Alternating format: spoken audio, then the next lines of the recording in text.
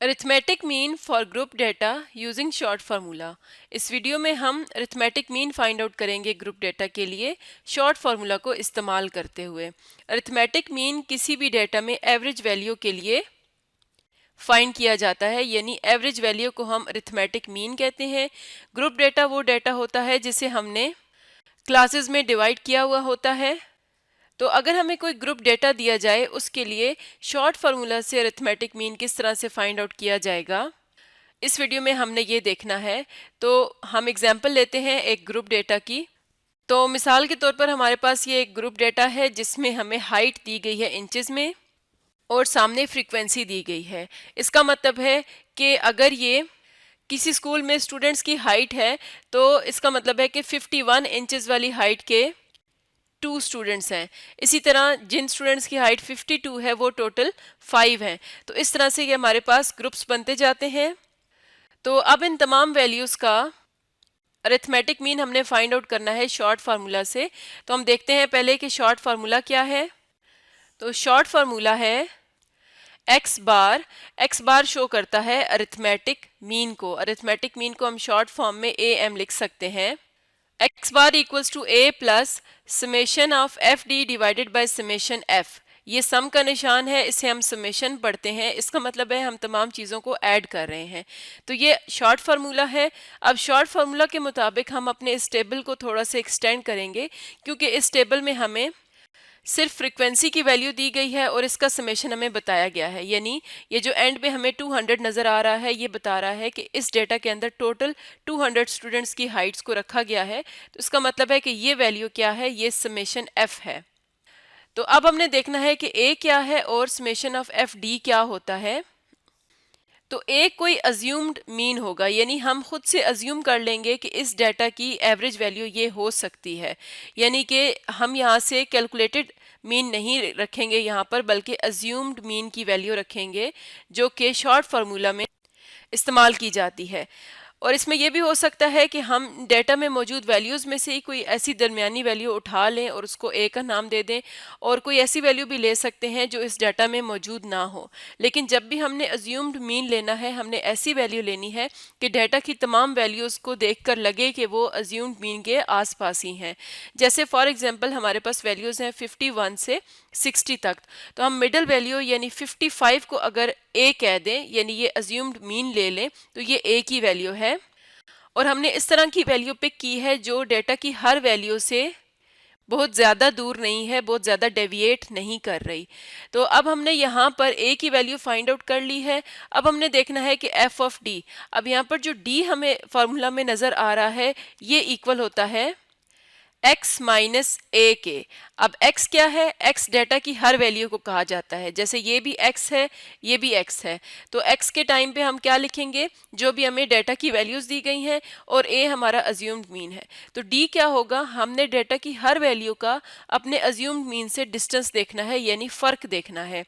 तो इसलिए हमें डेटा की तकरीबन 10 वैल्यूज़ दी गई हैं, तो 10 वैल्यूज़ का फ़र्क देखेंगे तो हमारे पास 10 मज़ीद वैल्यूज़ आएंगी। तो इसलिए हम अपने टेबल में इस तरह से एक कॉलम ऐड करेंगे जिसमें हम डी की वैल्यू को निकालते जाएंगे। और उसके बाद अगर हम फार्मूला में देखें तो यहाँ पर है एफ डी, यानी हमने हर क्लास की या हर ग्रुप की फ्रीक्वेंसी को उसके रिस्पेक्टिव डी से मल्टीप्लाई करना है। तो इसका मतलब है हमें यहाँ पर एक और कॉलम की ज़रूरत पड़ेगी। तो यहाँ पर हम एक और कॉलम ऐड कर लेते हैं एफ डी का। तो अब हम यहाँ से फ़र्क लेना यानी कि डिफरेंस लेना शुरू करते हैं। तो हमने अज्यूम्ड मीन लिया है 55। तो हम यहाँ पर लिख लेते हैं कि अज्यूम्ड मीन हमने कितना ले लिया? 55। तो अब डी के लिए x माइनस ए पहली वैल्यू के लिए क्या आ जाएगा? 51 माइनस 55। तो ये हमें वैल्यू मिल जाएगी -4।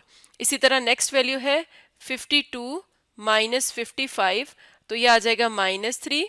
नेक्स्ट वैल्यू है 53 में से अज्यूम्ड मीन को माइनस करेंगे तो ये हमें देगा -2। फिर आ जाएगा 54 माइनस 55 करेंगे तो ये आ जाएगा -1। उसके बाद नेक्स्ट वैल्यू है 55 में से 55 को माइनस करेंगे तो ये आ जाएगा 0। इसी तरह नेक्स्ट वैल्यू है 56 में से जब 55 को माइनस किया जाएगा ये आएगा 1। 57 minus 55 equals to 2। 58 8 minus 55 equals to 3, 59 minus 55 equals to 2, sorry 4, उसके बाद 60 माइनस 55 इज इक्वल टू 5। तो ये तमाम वैल्यूज़ के हमने डिफरेंस यानी डी की वैल्यू फाइंड कर ली है, और यहाँ पर फार्मूला में हमें कहीं पर भी समेशन डी नहीं नज़र आ रहा, इसलिए हम यहाँ पर इसका टोटल ना भी करें तो कोई फ़र्क नहीं पड़ता। तो इसलिए हम इस सेल को ब्लैंक छोड़ देंगे। अब हमने नेक्स्ट स्टेप में क्या करना है, हर क्लास की फ्रिक्वेंसी को डी से मल्टीप्लाई करना है। तो ये एफ है और ये डी, तो 2 मल्टीप्लाई बाय -4 करेंगे तो -8 आ जाएगा। 5 मल्टीप्लाई बाय -3 करेंगे तो -15, 8 2 ज़ार 16, तो -16, 24 इंटू 1 तो ये आ जाएगा -24, 55 को मल्टीप्लाई करेंगे तो 0 आ जाएगा, 45 1 ज़ार 45, 38 2 ज़ार 76, 16 3 ज़ार 48, 6 4 ज़ार 24 और 5 1 ज़ार 5। ये हमने एफ डी की वैल्यू फाइंड आउट की है, और फार्मूला में है कि हमने समेशन एफ डी भी निकालना है। तो हम इन तमाम वैल्यूज़ को ऐड करेंगे तो हमें क्या मिलेगा, 135। अब हमारी जो रिक्वायर्ड वैल्यूज़ थी हमने सारी कैलकुलेट कर ली हैं और इनको हम फार्मूला में पुट कर सकते हैं। तो हमारे पास मीन आ जाएगा एक्स बार इक्वल्स टू, ए की वैल्यू थी 55 plus summation of F D था 135 divided by summation of F था 200। तो अब हम इसको कैलकुलेट करेंगे तो ये आ जाएगा 55 प्लस 135 डिवाइडेड बाय 200 इक्वल होता है 0.675 के। तो यहाँ से हमारे पास मीन वैल्यू आ गई 55.675, या फिर हम इसको राउंड ऑफ कर सकते हैं 2 डेसिमल प्लेसेस तक, तो ये आ जाएगा 55.68। अभी भी हम इस वैल्यू के साथ अप्रॉक्सीमेटली लिखेंगे, यानी हम इस तरह से अप्रॉक्सीमेट का निशान रखेंगे, क्योंकि ये वैल्यू एग्जैक्ट नहीं है। एग्जैक्ट क्यों नहीं है, क्योंकि हमने ये जो ए की वैल्यू यानी कि अज्यूम मीन रखा है, ये हमने कोई कैलकुलेटेड वैल्यू नहीं रखी, ये हमने खुद से अज्यूम करके रखी है।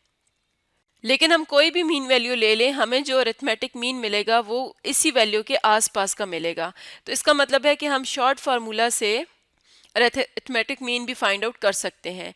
तो आज का हमारा टॉपिक था arithmetic mean for group data using short formula.